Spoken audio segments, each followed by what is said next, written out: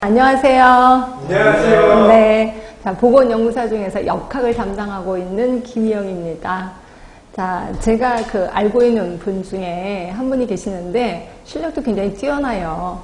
그래서 이제 웬만하면 제가 이때 따로 물어봐도 대답을 잘 해서 합격할 거야 라고 했는데 첫 번째 시험에 떨어졌어요. 그래서 그냥 우리려니 하고 다시 한번 공부를 해봐 라고 얘기를 했거든요. 그래서 이제 두 번째 2년째 공부를 했는데 실력도 괜찮아졌어요. 그랬는데 또 떨어진 겁니다. 그러니까 제가 할 말이 없는 거예요. 그래서 하여튼 그냥 네 맘대로 해봐 이렇게 했더니 3년째 공부를 했는데 또 떨어진 거예요. 그래서 제가 아예 미안해서 그 친구한테 이제 말도 못 꺼낸 거죠. 근데 이제 이 친구는 3년째 떨어지니까 허탈하잖아요. 그래서 조그만 방 도서관에서 가만히 생각을 했대요. 내가 왜 떨어질까? 이렇게 실력도 있고 암기하는 거 다 기억이 나는데 왜 떨어질까? 라고 고민을 좀 해봤답니다. 고민을 하다 보니까 자기가 공부를 할 때 고른다는 거예요. 그러니까 초이스를 한다는 거죠. 그래서 제가 아무리 중요하다고 해도 이거는 기출문제상으로 나온 적이 없어 이러면서 이런 거는 다 빼고 자기가 정말로 필요한 것만 초이스를 해서 공부를 하더라는 거예요. 그 유명한 초이스 스타디를 하게 됐다는 거죠. 이러다 보니까 요게 좀 문제가 있을 게 아닐까라는 생각을 하게 됐대요. 그래서 초이스 공부 3년을 하면 떨어질 것 같다라는 이제 가설을 하나 설정을 하게 된 거죠. 그리고 나서 이제는 무조건 공부하자. 그래서 책의 첫 번째부터 마지막 쪽수까지 다 공부를 했대요.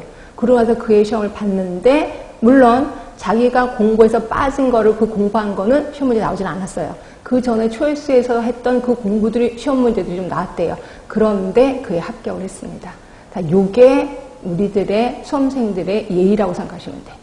결국 중요하다고 초이스 스타디를 하게 되면 괘씸죄에 걸리는 것 같아요. 그래서 아무리 실력이 뛰어나더라도 너 떨어져 라고 한다는 거죠. 특히 우리 보건연구사는 처음부터 끝까지 다 공부하셔야 돼.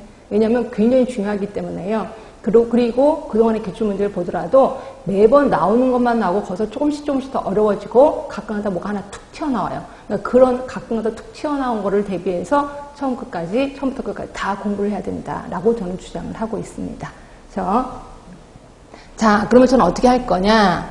자, 맨 처음에는 기본 역학에서 기본 이론을 알려드릴 겁니다. 기본 이론. 물론 이거는 공중보건을 통해서도 아시는 분들도 아실 거야. 근데 혹시라도 모르실까봐 기본적인 거는 일단 제가 접근하겠습니다. 자, 그리고 이걸로 끝나는 게 아니라 심화 이론도 들어가겠습니다.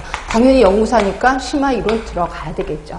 그리고 이걸로 끝나는 게 아니라 문제를 통해서 이론을 보강할 예정이다. 결국 우리는 제가 하루에 3강을 하는데요. 첫 번째 강의 시간은 기본적인 것만 할 겁니다.